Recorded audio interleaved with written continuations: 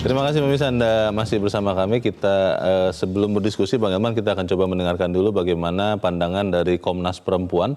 Kita sudah terhubung lewat saluran telepon dengan Ketua Komnas Perempuan Ibu Azriana Manalu. Bu Azriana, selamat pagi. Selamat pagi Bang Leonard. Ya, Bu Azriana, rancangan KUHP yang baru ini kontroversial. Salah satunya adalah karena katanya tidak friendly, tidak bersahabat juga dengan kaum perempuan. Kalau pertanyaan pertama saya, Bu, Komnas Perempuan diajak berbicara tidak? Diajak ikut berdiskusi tidak? Mungkin di dalam diskusi publik dalam proses perancangan RUU KUHP ini, Bu? Secara khusus tidak diajak, tapi kami menggunakan kewenangan kami sebagai mekanisme nasional HAM ya untuk memberikan masukan. Jadi hampir setiap tahun kami memberikan masukan karena draft RKUHP-nya kan juga berubah terus ya setiap tahun gitu. Jadi ketika pembahasan buku 1 dulu kami memberikan masukan kami, lisan dan tertulis, dan pembahasan buku 2 juga kami memberikan masukan. Dan itu masukannya dimasukkan, diakomodir di dalam RUU KUHP yang terakhir ini atau memang hanya didengar saja begitu? Ada sedikit yang diakomodir ya, masih jauh dari harapan sih. Tapi ada sedikit yang diakomodir. Misalnya kami meminta supaya definisi pasal zina ya, definisi zina tidak diperluas, tapi dikembalikan kepada RKUHP yang ke KUHP yang ada sekarang gitu ya. Jadi itu batasannya hanya salah satu pihak terikat perkawinan gitu. Tapi masukan kami itu tidak diakomodir. Tapi masukan lainnya kami meminta agar pasal zina ini tetap dijadikan delik aduan, itu diakomodir. Tadinya kan semua itu dibuat jadi delik biasa ya. Dan kami menyampaikan pandangan kami sebagai institusi HAM bahayanya kalau pasal ini dijadikan delik biasa. Nah itu diakomodir. Kemudian ada pasal tentang ingkar janji ya. Jadi seorang laki-laki yang berhubungan seksual dengan perempuan kemudian karena dijanjikan akan dikawini dan sebagainya gitu, dan kemudian jika laki-laki itu mengingkari janjinya itu bisa masuk pemidanaan, itu sempat diakomodir. Jadi draft per 15 September 2019 pasal itu masih ada. Tapi kami dengar dari pembahasan, ini hanya dengar dari media ya, belum, karena kita kan tidak ikut pembahasan beberapa hari terakhir ini yang itu dilakukan tertutup gitu. Nah kami dengar pasal itu sudah dicabut gitu ya, sudah di-drop, jadi ini disayangkan sekali. Bu Azriana sebagai Ketua Komnas Perempuan mendapat atau melihat atau pernah tahu tidak naskah akademis dari RUU KUHP ini, Bu? Kita hanya mengacu kepada draft RUU-nya, Bang. Jadi naskah akademisnya sendiri itu kita nggak punya. Oke, baik. Baik, Bu Azriana, terima kasih Bu untuk informasinya. Semoga anggota DPR kita juga mendengarkan wakil kita ya, rakyat yang diwakilinya. Terima kasih Bu Azriana, selamat pagi. Bang Elman, kalau sudah diajak tapi ternyata tidak terlalu banyak didengarkan atau diakomodir, ini bagaimana maksudnya, Bu? Ya ini kan kalau kita simak tadi apa yang dijelaskan oleh Ibu Azriana ini kan salah satu pemangku kepentingan kan, karena menyangkut yang akan terdampak kan betul, perempuan kan. Ada beberapa pasal yang akan langsung bisa mengancam perempuan. Kalau saya cermati apa yang dikatakan oleh Ibu ini menjadi pembuktian memang serapan terhadap aspirasi masyarakat itu tidak utuh gitu ya, tidak diakomodir secara substantif gitu ya. Kan tidak perlu, kita tidak bicara banyak atau sedikit, tapi substansinya kan gitu. Nah, ini kalau kita simak tadi itu kan memang ya mungkin hanya formalitas saja, didengar, lalu ya kita akan akomodir kan gitu. Tapi kalau kita simak tadi kan diakomodir, tapi sedikit sekali ya. Sedikit sekali artinya tidak puas kan mereka. Ini kan hanya salah satu pemangku kepentingan, tapi banyak lagi pemangku kepentingan yang mungkin suaranya sama dengan Komnas Perempuan ini. Karena katanya ada sekitar 14 pasal di RUU KUHP ini yang sangat kontroversial. Dan itu besarannya kan. Tapi itu kan bisa berapa banyak yang terdampak sangat, yang pro kontra kan gitu. Nah ini yang kita mau ingatkan, kenapa kita setuju RUU ini ditunda? Karena memang kita harapkan periode yang akan datang harus bisa menjadikan pembahasan sebelumnya itu menjadi katakanlah pengalaman pahit lah. Jadi sehingga nanti kita tidak bicara soal sekian puluh tahun, tapi 1 minggu pun kalau intensif bisa juga gitu. Yang penting kualitasnya dan seluruh pemangku kepentingan diajak bicara secara terbuka, secara inklusif. Gitu. Kita nanti akan juga mengajak bicara para pendengar kita, Bang, tapi kita harus jeda dahulu dan pemirsa tetap bersama kami. Editorial Media Indonesia segera kembali. Terima kasih pemirsa Anda masih bersama kami. Bang Elman, kita coba dengarkan dulu pendapat dari pemirsa Metro TV, pemirsa editorial, bagaimana pandangannya terhadap RUU KUHP ini. Kita sudah terhubung dengan Pak Mauhalizar di Aceh Tengah. Pak Mauhalizar, selamat pagi. Selamat pagi Bung Leo, selamat pagi Bang Saragi. Yes. Selamat pagi Pak. Silakan Pak, singkat padat saja Pak. Yes. Harta yang paling berharga rakyat Indonesia hari ini adalah kemerdekaan. Jadi di saat kemerdekaan itu dibatasi atau dirampok, jadi rakyat itu protes, dia nggak terima. Harapan terbesar rakyat saat ini untuk melawan koruptor yang sangat kejam dan jahat itu adalah KPK. Di saat harapan itu diredupkan, diamputasi kewenangannya, maka mahasiswa atas nama rakyat itu protes, itu wajar. DPR harus dengar itu, tampung aspirasinya, hadapi adik-adik kita mahasiswa itu dengan cinta dan kasih sayang. Saya pikir kalau soal RUU KUHP ini bagaimana Pak Mauhalizar? Tentang RUU KUHP ini sikap Presiden itu sudah sangat tepat, yaitu menunda pengesahan beberapa RUU-nya. Jadi kita berpengalaman dari Hong Kong dan negara lain sebagainya, bila saat ini pemimpin kita baik DPR maupun Presiden tidak menampung, tidak mendengar suara rakyat, suara Tuhan itu, ini akan hancur, ini akan selesai kita. Jadi kepada mahasiswa juga mungkin saya bisa berharap sedikit, tolonglah tunjukkan budaya mahasiswa Indonesia itu yang memang cendekiawan, memang beradab, jangan terprovokatif dan jangan anarkis. Itu kan aset-aset kita di Jakarta itu cukup banyak, jangan dihancurkan yang lain. Jangan dirusak-rusakan ya. Baik, terima kasih Pak Mauhalizar di Aceh Tengah. Selamat pagi Pak. Di belakang Pak Mauhalizar ada Pak Poli di Ambon. Pak Poli, selamat pagi. Selamat pagi Pak Leo. Ya Pak Iman, selamat pagi Pak. Selamat pagi. Silakan Pak Poli. Selamat pagi Metro, selamat pagi Indonesia. Menarik Pak. Produk legislasi paripurna. Jadi begini Pak, menurut saya barangkali, saya kira indikator atau output dari DPR itu adalah bagian dari kinerja juga Pak, capaian-capaian. Tetapi saya mau mengatakan begini, kalau tidak berpihak kepada rakyat, maka konsekuensinya seperti begini Pak. Kalau menurut saya, setiap undang-undang atau perda itu kan harus ada uji publik Pak. Pak Eman, sekali lagi harus uji publik. Jadi 3 undang-undang atau 4 undang-undang itu yang sudah yang rancangan ini Pak Leo dan Pak Eman.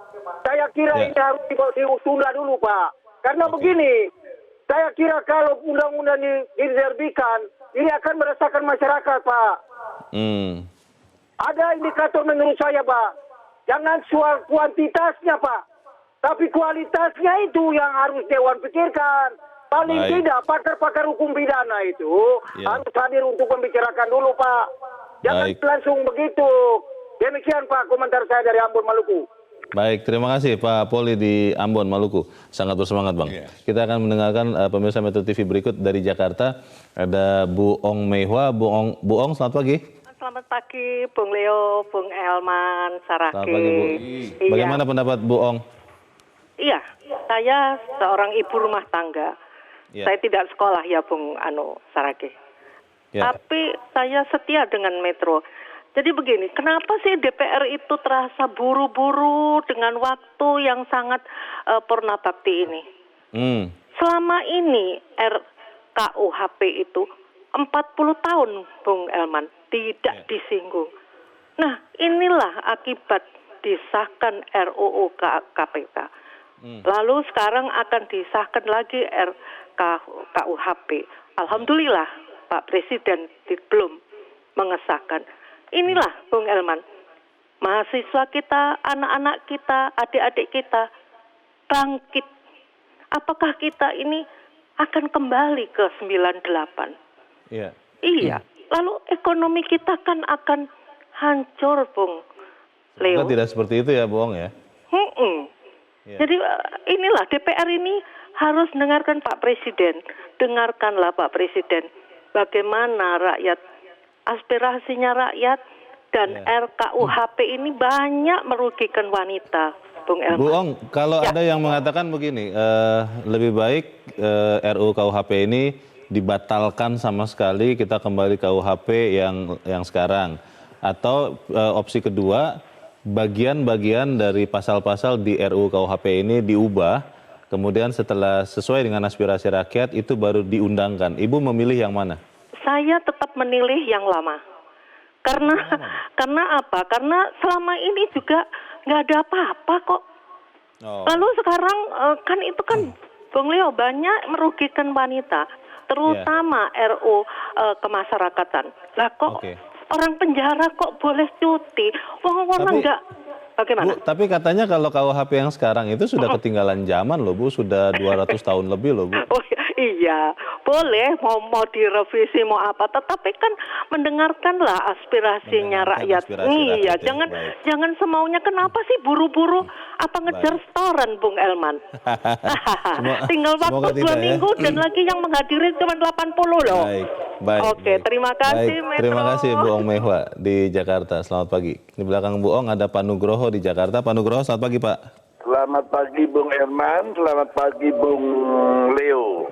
Selamat pagi Pak Nugroho, silakan Pak. Memang ini aneh bin ajaib. Aneh bin ajaib. Begitu banyak RUU disahkan di hari-hari terakhir, injury time. Nah kemarin itu mereka pada kemana? Katanya sistem kejar semalam Pak, atau sistem kebut semalam Pak, SKS Ya katanya ini begitu, kan mahasiswa yang belajar semalam untuk ujian, hasilnya mahasiswanya juga tidak kualitatif. Iya ya, biasa. Ini yang terjadi. Tapi yang saya lihat Ibu Om tadi tajam juga perhatiannya. Kenapa ini diciptakan di hari-hari terakhir supaya timbul gejolak-gejolak?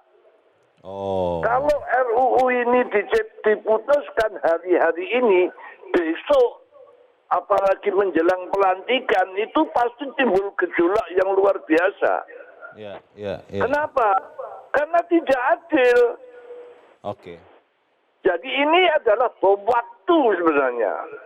Bom waktu. Nah, legislator ini punya agenda lain, hidden agenda. Semoga tidak seperti itu ya Pak Nugroho. Terima kasih Pak sudah berpendapat. Begitu.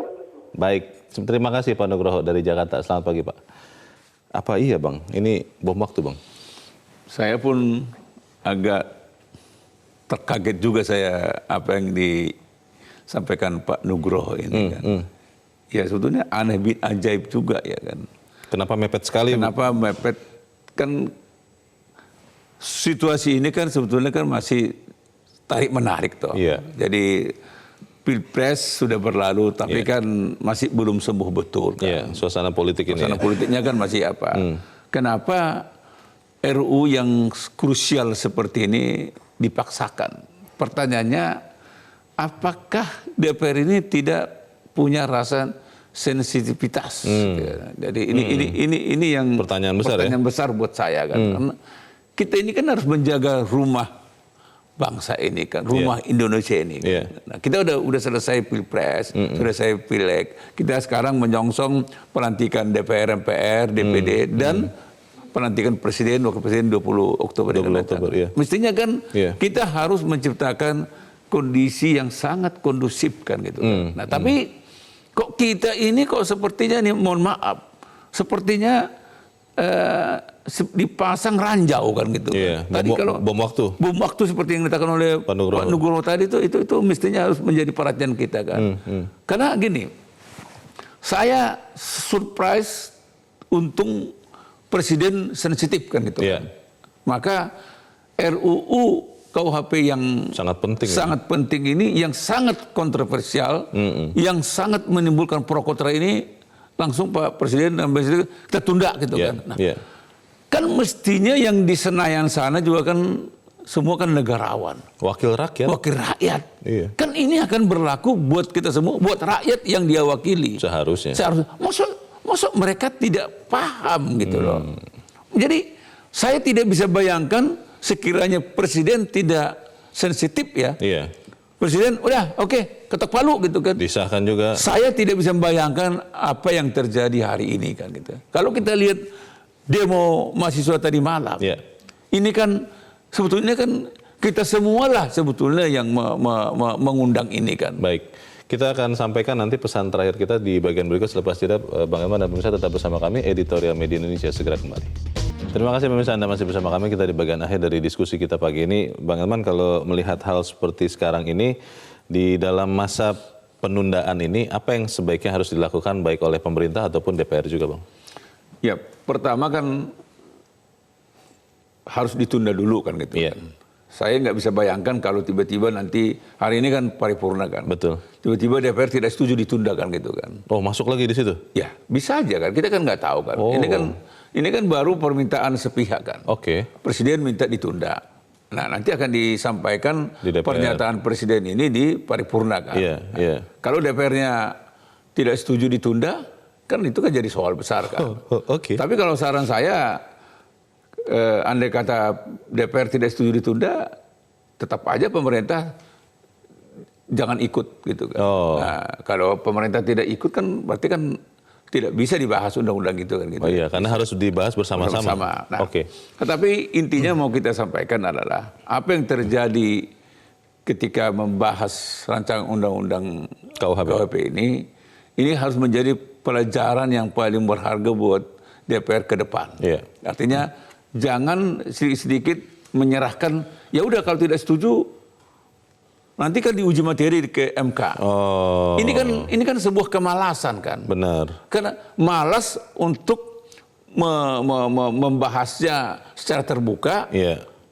Lalu nanti udahlah kan ada MK. Mestinya kan kalau boleh kan jangan sampai ada juga undang-undang diuji materi di MK kan. Itu kan idealnya kan seperti itu dan kita harus berpikir seperti itu. Iya. Nah, kedua, tadi saya baca sempat saya baca di media sosial. Undang-undang kolonial ini kan KUHP yang lama ini kan dulu kan tidak pernah dibahas dengan masyarakat inlander kan. Yang terkena atau harus pribumi, melaksanakan undang-undang itu. Ini kan tidak dibahas di Indonesia. Karena waktu itu zaman penjajahan. Zaman penjajahan 270 lalu itu langsung dilaksanakan aja di Indonesia. Perintah saja satu arah ya. Itu pun masih dianggap lebih baik dari revisi ini kan gitu kan.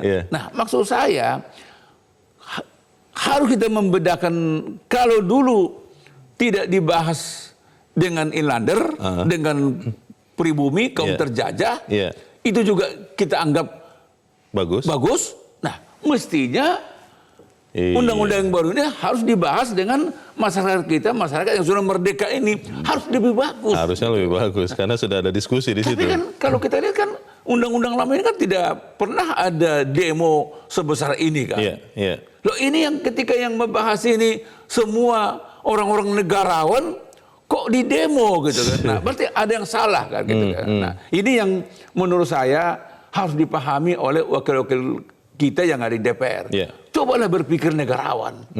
Dan jangan lupa undang-undang KUHP ini itu juga menyangkut soal keyakinan beragama, adat istiadat budaya kita ya. Nah, sehingga semua pemangku kepentingan ikutkanlah. Biar lambat tapi selamatkan gitu. Jadi hal yang terakhir, jangan membiasakan mengambil keputusan di injury time. itu menurut saya tidak bagus itu. Kecuali sangat mendesak. Urgent sekali. Dalam keadaan darurat. Apapun bisa. Jangan-jangan memang benar-benar ada dalam tanda petik bom waktu, Bang. Ini yang saya coba pahami tadi yang disampaikan oleh pemirsa tadi Pak Nugroho itu kan. Nah, mudah-mudahan tidak seperti itu. Mudah-mudahan Pak Nugroho itu terlalu naif kan gitu. Nah, tapi kalau itu benar kan gitu kan. Kita juga waspada nih. Jadi saya juga kalau mengkaitkan ini dengan apa yang dikatakan oleh Pak Muldoko, Bukan tidak mungkin loh bahwa ini bom waktu yang memang jangan-jangan disengaja untuk menggagalkan. Ada desain mungkin. Ada desain untuk menggagalkan pelantikan Presiden 20 Oktober. Mudah-mudahan tidak. Mudah-mudahan salah ya. Saya berdoa kepada Tuhan janganlah itu terjadi. Kalau ternyata itu benar? Ya. Nah, itu yang menurut saya ya janganlah. Mari kita jaga bersama-sama rumah Indonesia, rumah Pancasila ini, rumah bangsa ini gitu ya. Ini rumah kita bersama. Jangan politik bumi hangus. Jangan gitu, politik bumi hangus. Ya toh. Marilah kita menjadi negarawan-negarawan. Masa rakyat sudah negarawan, kok wakil rakyat tidak negarawan? Kalau untuk rakyat Bang, apa yang bisa kita lakukan di dalam masa, semoga DPR nanti juga sejalan dengan pemerintah untuk menunda pengesahan RUU KUHP ini, apa yang bisa kita lakukan sebagai warga negara? Harapan saya terutama masyarakat dan para mahasiswa ingat kita harus sama-sama menjaga republik ini, menjaga negara ini. Jadi kalaupun ada menyampaikan aspirasi, sampaikanlah itu secara santun, secara terhormat, jangan merusak gitu kan. Jadi seperti demo-demo tadi malam, kalau boleh hari ini di seluruh Indonesia coba lebih enak gitu. Sampaikan aja, tapi jangan merusak. Bantulah aparat polisi dan aparat TNI dan aparat kita supaya kita sama-sama menjaga. Kita songsong negara kita, negara yang adil dan makmur, negara yang sejahtera. Gitu. Baik, semoga itu juga didengarkan oleh semua pihak, oleh mahasiswa, oleh penegak hukum, dan juga terutama oleh wakil rakyat yang di Senayan. Bang Elman Saragih, terima kasih Bang sudah hadir di sini. Selamat pagi Bang. Pemirsa, kita tahu DPR memiliki forum rapat dengar pendapat untuk menggali aspirasi komponen masyarakat. Dalam proses pembentukan peraturan perundang-undangan ada tahapan uji publik yang harus dilalui. DPR dan pemerintah juga harus meniadakan pasal-pasal karet melalui redaksional yang jelas. Proses penyerapan aspirasi ini harus benar-benar dilaksanakan dan bukan hanya sekedar formalitas. Dengan begitu bisa diperoleh produk legislasi yang paripurna. Semoga itu yang terjadi. Saya Leonard Samosir, terima kasih Anda sudah menyaksikan. Selamat pagi.